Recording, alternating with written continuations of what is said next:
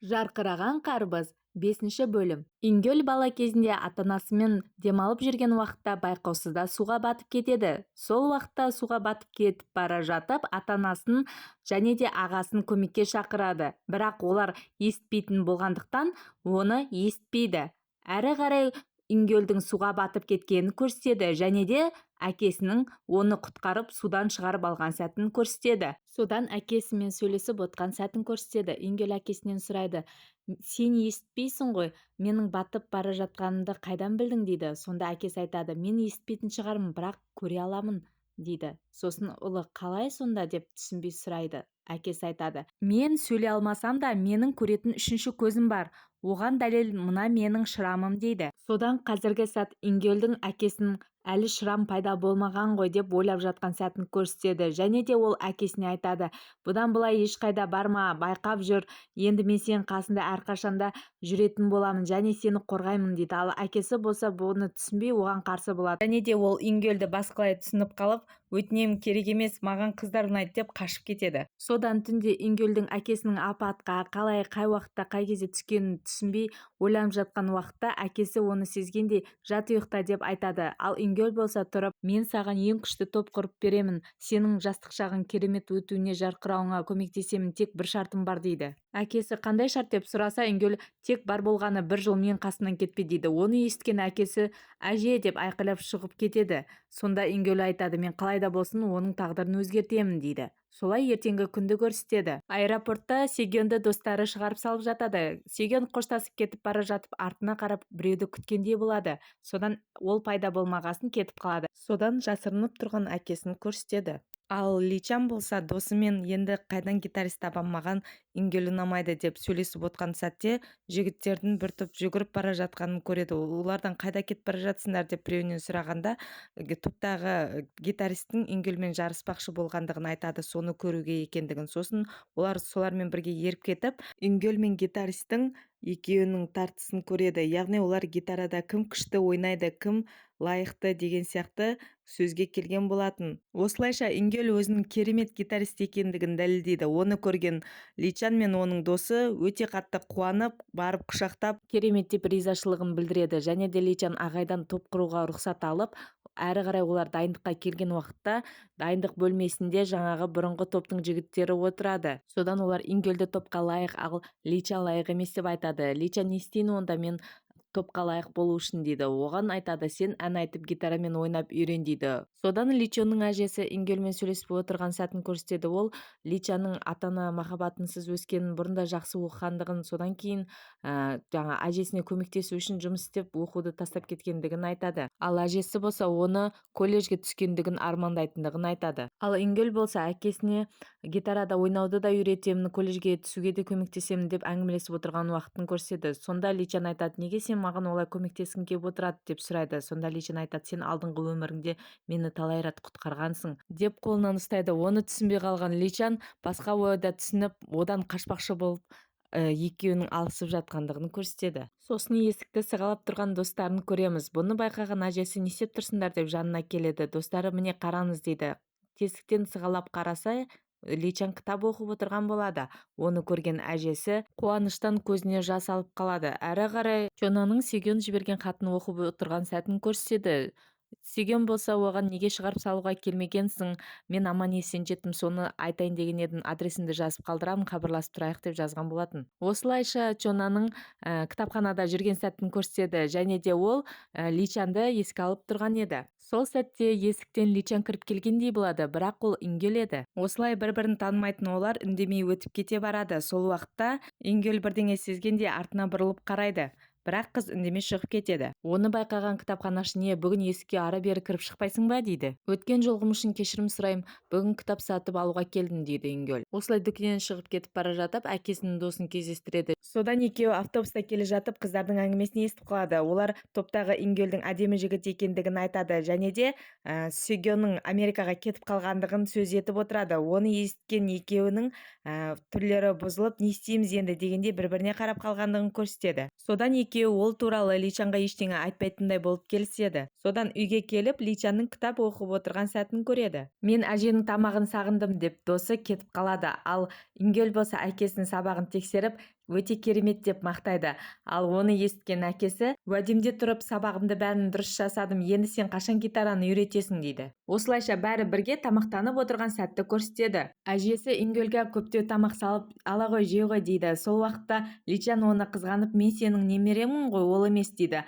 Ал Ингөл болса ішінен, ал мен оның шөбересімін дейді. Сол кезде бір досы, Эйчан, Сигёның фестивальға келетініне сенімсің бе дейді. Әрине, мен жақсылап дайындалсам міндетті түрде келеді дейді. Оны естіген басқа достары, бізде келсек бола ма, оны өте әдемі деп естіп көргіміз келеді дейді. Сонда Личан, оның атын естісем оны сағынамын, мүмкін барып көріп келемін дейді. Сол уақытта дос мен Ингөл жоқ деп айқайлайды. Фестивальға дейін кездеспейміз, мазаламаймын деп сен уәде өткесін, уәдеңде тұр дейді. Ал досы болса, иә, дұрыс айтады, махаббатыңа жету үшін сабырлы болу керек дейді. Содан Личан жарайды деп келіседі. Ал Ингөл болса ішінен, кешір әке, ол Америкаға кетті, содан енді келмейді деп айтады. Содан Америкаға кеткен Сигённың Кореяға оралған сәтін көрсетеді. Ол үйіне келіп, қарауыл, не үшін ерте келіп қалдыңыз деп сұрағанда, кейбір шаруаларым бар еді, соны аяқтау үшін келдім деп жауап беріп, үйіне кіріп кетеді. Содан қабырғадағы суретке қарап, кешір анашым, бұдан былай сен қалағандай өмір сүре алмаймын дейді. Содан басын иіп кешірім сұрап тұрған Сигён, негізі мен мүлдем өкінбеймін деп басын көтеріп жымияды. Жаман түс көріп,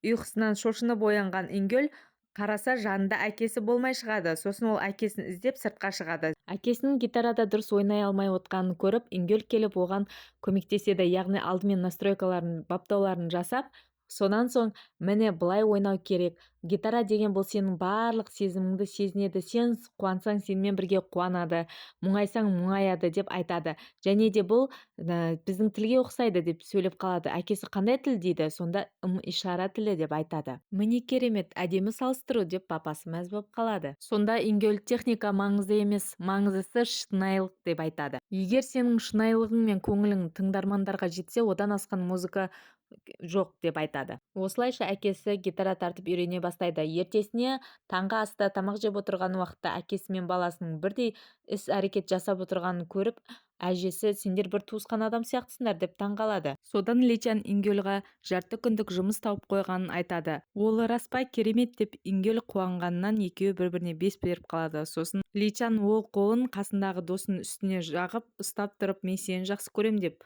айтады. Содан Личан мектепте келе жатып екі жігіттің арасын кесіп өтеді. Сосын ол жігіттер, мынау ақылы есінен адасқан ба, Сигённың кетіп қалғанынан бас айналып дейді. Оны естіген Личан кім не деп қалады. Ал бұл уақытта Сигён өзінің шашын қиып, өз образын өзгерткенін бізге көрсетеді. Содан оның үйде жалғыз өзі рахаттанып, демалып, ойнап, жеп, тамақтанып, киімдерді таңдап, чемоданға туфли, яғни аяқ киімдер мен бір-екі киімдерді салып жатқан сәтін көрсетеді.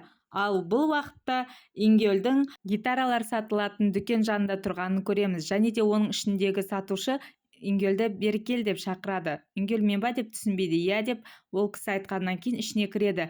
Не таңдап жүредің дейді. Маған гитара керек еді дейді. Қандай түрі дегенде ол өзіне керек зат түрін айтады. Және де ол біреу қалған еді. Қазір көріп келейін, кімге алайын деп едің дейді.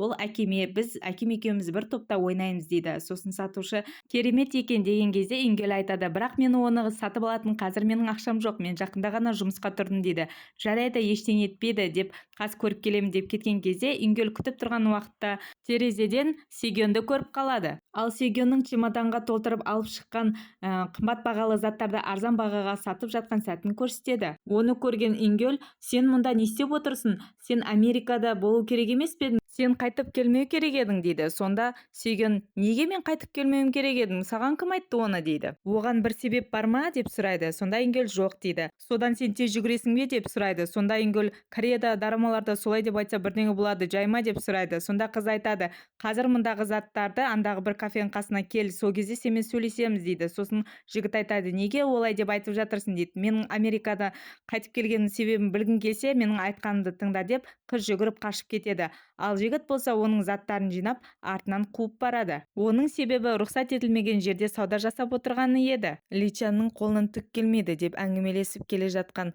топтағы жігіттер гитараның үнін қайда шығып жатыр деп таңқалады. Сол уақытта бізге Личанның гитарада ойнап жатқан сәтін көрсетеді. Ол өзінің Сигёнға қалай ғашық болған сәтін және де сол туралы ән шырқап жатқан еді. Оны естіп қалған топтағы жігіттер Личанның гитара тартып ән айта алатынына көздері жетіп таң қалып керемет дейді. Содан Сеген мен Ингөлдің кездескен сәтін көрсетеді.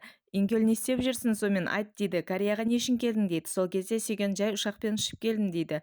Сосын оған жынданған Ингөл, не деп тұрсың, сен Личанды көрмейсің бе, сен үшін топ құрамын деп күні-түні дайындалып жүр, жаның ашымай ма деп айқайлайды. Сол уақытта Сеген, түсінікті, жүр, мен саған сусын алып берейін дейді. Біреудің жүрегін жаралайтын сен қандай қатыгез адамсың дейді. Сол уақытта Сеген айтады, иә, мен сондай жаман адаммын ғой деп. Сосын түсінбей Ингөл, не деп тұрсың, мен сен жайында айтып тұрмын ғой дейді. Сеген, иә, түсініп тұрмын, мен өз күнәмді түсініп тұрмын, енді барып кешірім сұрайын дейді. Жоқ, қажеті жоқ, онымен жолықпа дейді. Сосын Сеген, неге мен онымен жолықпауым керекпін, неге ол менің Америкадан келгенімді білмеу керек, демек бұл жерде бірдеңе бар ғой, иә деп сұрайды. Сонда Ингөл, сенің кезегің, не үшін қайтып келдің, айт дейді. Сонда Сеген, мен өлу үшін қайтып келдім, әкемнің Америкада басқа әйелі бар екенін көріп бомба тәрізді жарылайын деп жүрмін. Алайда бір өте қызық жағдай болды. Өте қызық, өмір мен өлімнің арасын таңдай алмай жүрмін дейді. Сол үшін мені көргеніңді ешкімге айтпа деп кетіп қалады. Әрі қарай жұмысына келе жатқан Личан Чонамен тоғысып қалып кешірім сұрап әрі қарай жұмысына кіріп кетеді. Оны көрген басшысы, сен неге көңілсіз жүрсің, әрдайым күліп жүретін едің ғой, топ құрмайтын болдың ба дейді. Сосын топты арнап құратын қыз кетіп қалды дейді. Ол не дегенің, жаңа ғана бір оқушы қыз келіп кетті ғой, саған билет алып келген кім екенін білгің келген едің ғой, ол жаңа ғана шығып кетті дейді. Оны естіген Личан артынан жүгіріп шығып Чонамен жолығады және де оған, мені танисың ба, міне маған мынаны сен қалдырыпсың деп билетті көрсетеді. Чона иә дегендей басын изейді. Сосын Личан қалтасындағы хатты алып көрсетеді, мынаны сен жаздың ба деп. Чона түсінбей қолын соза бергенде Личан айқайлады, сен неге мені мазақ қылдың, неге өтірік жаздың, менің үстімнен күлейін дедің ба, сенің кесіріңнен енді Сеген маған қарамайды, Сеген мені жолы болмағыр деп ойлайды, енді бақыттысың ба дейді. Жауап бер, сенімен сөйлесіп тұрғанда жауап беру керек, енді бақыттысың ба деп сұрап тұрмын дейді. Ал Чона болса үндемей кете барады. Осы сәтте арттарынан машина сигнал шалып келе жатады. Оны естіпей кетіп бара жатқан Чонаны Личан жүгіріп барып абайла деп құтқарып қалады. Содан Личан Чонаға, есің дұрыс па, көлік келе жатқанда жолдан кету керек қой, мына құлақ әдемілік үшін берілген ба, не естпейсің ба деп айқайлайды. Ал Чона болса ренжіп үндемей кетіп қалады. Ал Личан жұмысына оралады. Басшысы, таптың ба деп сұрайды.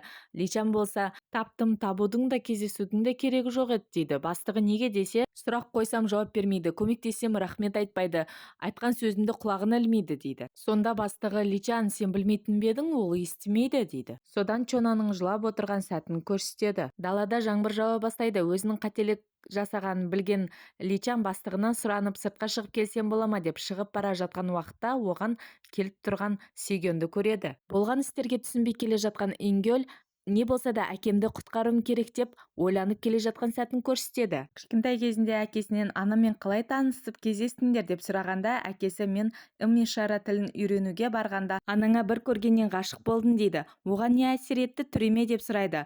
Иә, оның түрі әдемі, бірақ мен оның даусына ғашық болдым дейді. Қалай сонда, сен естіпейсің ғой деп сұрағанда, әкесі, ол им-ишара тілімен сөйлеген кезінде өте әдемі болады деп жауап береді. Сонда Ингөл, әкем им-ишара тілін үйренуге бармаса анамен кездеспейді, және мен ағам екеуміз дүниеге келмейміз. Бұл жақсы емес, мен анамды тауып екеуін ертерек кездестіруім керек дейді. Осылай келе жатып жаңбырдың астында отырған Чонаны көріп қалады және де оған өзінің қолшатырын береді. Солай Ингөл жүгіріп кете барады, ал Чона болса қолшатырдың астында ойланып тұрып қалады және де ол да орнынан тұрып жүгіріп кете барады. Содан жүгіріп келген Ингөл мен Чонаның Личан мен Сегеннің кездесіп тұрған сәтінің куәсі болғанын көрсетеді. Сол кезде Чона, тым кеш келдің дейді, ал Ингөл болса, мен кешіктім дейді. Сеген қайтып келді деп айтқан Чона қолындағы қолшатырын жерге тастай салады. Өмір саған лимон беріп тұрған кезде лимонад жаса деп қолшатырда жазылып тұрған жазумен 5-ші бөлім аяқталады.